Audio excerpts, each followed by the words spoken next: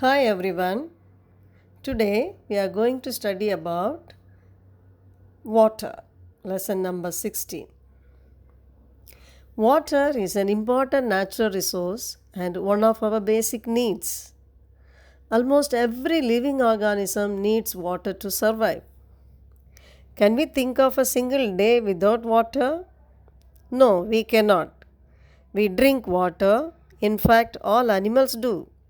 We wash, clean, take bath, and cook food in water. It has been found that nearly 2.5 bucketful of water is the bare minimum requirement of one person per day for daily course, and if one is getting this amount conveniently, one is lucky enough. So it is rightly said, if you have water, you can think of the future.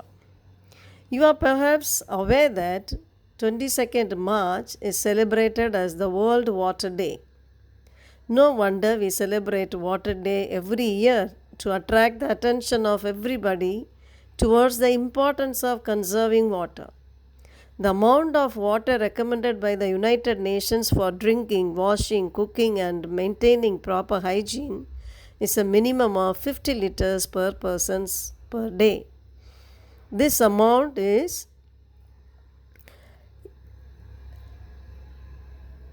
of water per is your family getting at least this much of water? If yes, you should consider yourself fortunate. Let's see how much water is available on earth. Water exists in abundance on our planet earth. However, only a very small fraction of it is fit for human consumption. Let us first understand the distribution of water on earth. Study this pie chart. The most of the water that exists on earth is in the seas and oceans. Sea and ocean water is highly salty and hence unfit for drinking. Most of the fresh water is frozen in the glaciers and in the polar ice caps and is thus not readily available. Only a small fraction of fresh water is readily available for use. Therefore, all of us must make an effort to use water judiciously.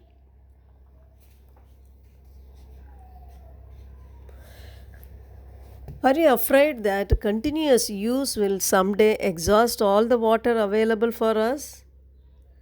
You know that water on the earth has been maintained for millions of years by various processes which make the water cycle. You have studied the water cycle in class 6. You know that when water circulates through the water cycle, it can be found in all the three forms, that is, solid, liquid, and gas. At any given time, somewhere on the earth, the solid form, snow and ice, is present as ice caps at the poles of the earth, snow covered mountains, and glaciers. The liquid water is present in oceans, lakes, rivers, and even underground. The gaseous form is the water vapor present in the air around us. The continuous cycling of water among its three forms keeps the total amount of water on the earth constant even when the whole world is using it. Does it give you any relief, children? Can you recall the processes involved in the water cycle? Yes. The continuous circulation of water in nature is called the water cycle. So, the first one is evaporation. The water from oceans, lakes, and rivers evaporate under the heat of the sun. And the second one, condensation. The water vapor condenses into millions of tiny droplets that forms clouds. The third one is precipitation. The millions of tiny droplets collide with one another to form larger droplets which fall down as rain or snow when they become too heavy. This is called precipitation. So, evaporation, condensation, precipitations are required to form the water cycle. Now, how this water gets collected underground. So, groundwater is present on the earth by the process of water cycle. If we dig a hole in the ground near a water body, we may find that the soil is moist. The moisture in the soil indicates the presence of water underground. If we dig deeper and deeper, we would reach a level where all the space between the particles of the soil and gaps between the rocks are filled with water. The upper level of this layer is called the water table. So, water table means the upper level of the water in the ground is called the water table. The water table varies from place to place and it may even change at a given place. The water table may be at the depth of less than a meter or maybe several meters below the ground. The water found below the water table is called the groundwater. What is the source of this groundwater? The rainwater and water from other sources such as rivers and ponds seeps through the soil and fills the empty spaces and cracks deep below the ground. The process of seeping of water into the ground is called infiltration. The groundwater thus gets recharged by this process.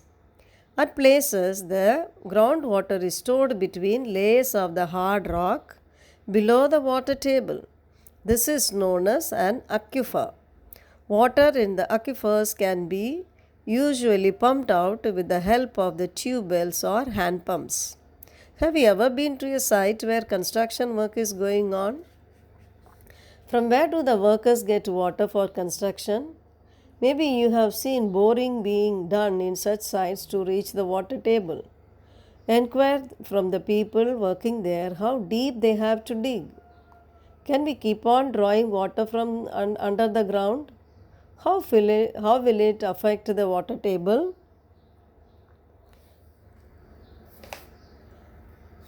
Let's see what are the factors responsible for the depletion of the water table. So, the first one is increasing population. Increasing population creates more demand of water. As a result, more borewells are needed to be dug and water is pumped out. This is one of the factors responsible for depletion of water table. The second one is increasing industries. A lot of water is used in industries. Water used by most of the industries is drawn from the ground. As the industries increase, the open and barren land decreases. Thus, this in turn decreases the seepage of water into the ground. So, underground water does not get replenished. Hence, water table goes down to low levels. Now, the third one is agricultural activities. The water is needed for agriculture. Due to less and erratic rainfall, the crop is supplied water from well or tube well. Irrigation systems such as canals is not everywhere. Therefore, farmers have to use underground for irrigation. The water is not much replenished by natural process compared to water used up. Hence, water table goes down to low level. Now, fourth one is the inadequate rainfall.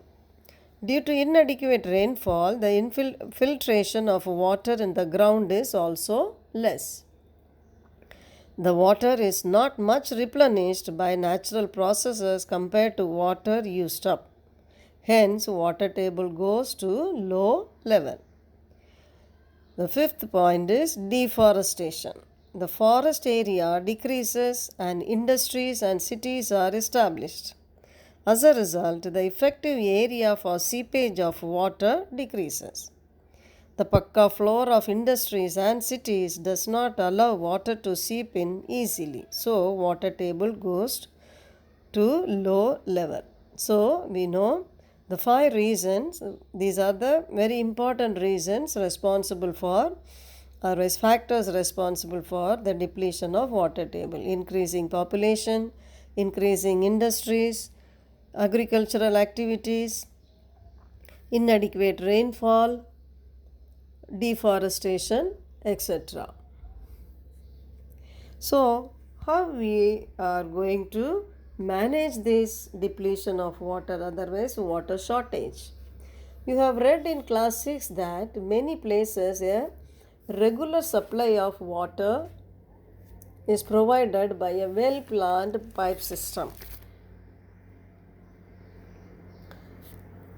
When the civic authorities supply water through pipes, not all of it may reach the destination. You might have seen water supply pipes leaking and a lot of water gushing out of the pipes. It is the responsibility of the civic authorities to prevent such wastage of precious water. The mismanagement or wastage may take place at the level of individuals also. All of us, knowingly or unknowingly, waste water while brushing the teeth.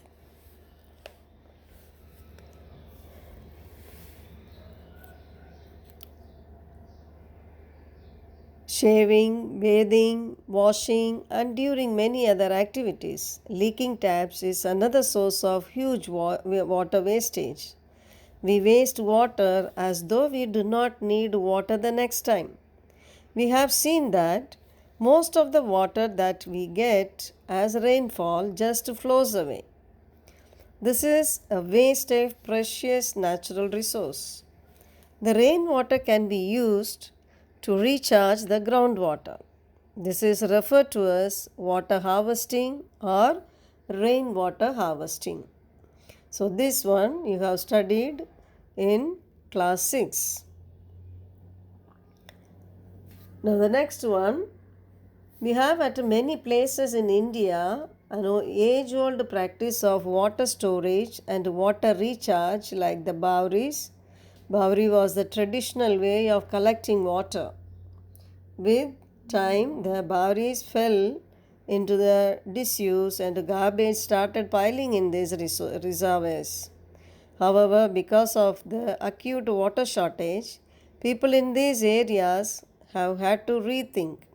The Bawris are being revived today. The situation is that, in spite of scanty rains, these places are managing their water needs well. Now, the next method is drip irrigation. A farmer using water in the field can also use water economically. Maybe you have heard of drip irrigation. Drip irrigation is a technique of watering plants by making use of narrow tubings which deliver water directly at the base of the plant. So, children, what role you can play?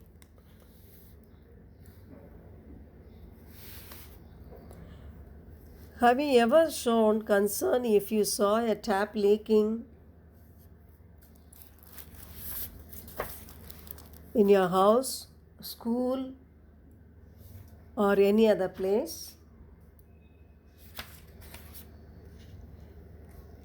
Leaking taps waste a lot of water. You must make efforts to stop these leakages. There are a number of ways you can adopt to minimize the wastage of water. Let us begin. We have given a few examples.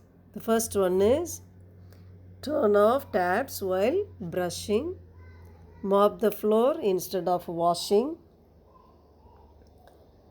We should take fresh water in the glass only as per our need. We should use only required water for washing clothes, mopping the floor, bathing, and brushing.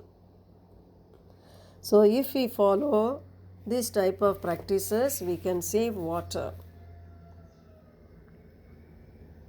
You must have seen potted plants wilting and ultimately drying up if they did not get water even for a few days. Just imagine the consequences if water is not available to plants. The green character of the planet shall be lost. This may mean the end of all life. For the world without plants shall mean no food, no oxygen, not enough rain, and innumerable other problems. So, children, we should think over it and we should avoid wasting water. So, in this lesson, we have studied what is groundwater, what is infiltration, then water table, what are the steps we have to take to stop the wastage of water, how to save water, all those things we have discussed. So, read the textbook and you can complete the objectives from your textbook. Thank you.